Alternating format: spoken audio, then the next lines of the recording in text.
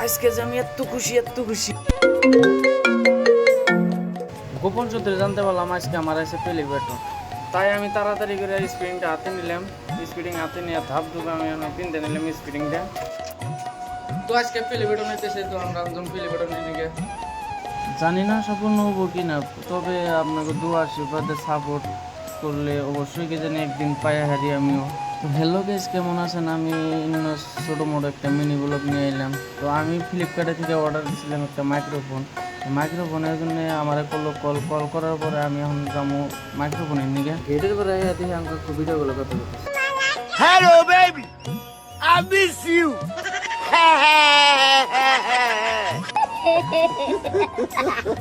কাকুর মতো কাকুর কথা বলতে দেখা আমি যাই পার্সেলের নিকে, পার্সেলও এই যে ওইদিকে আইছে।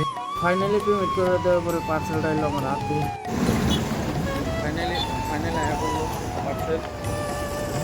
রাস্তায় দেরি না করে ডাইরেক্ট গিয়ে বললাম রুমে এনে খুললাম পার্সেল। রুমে এনে এখন খোলাখুলি আরম্ভ করে দিলাম। তো পার্সেল ঠিক আছে কিনা চেক করা রাখবো।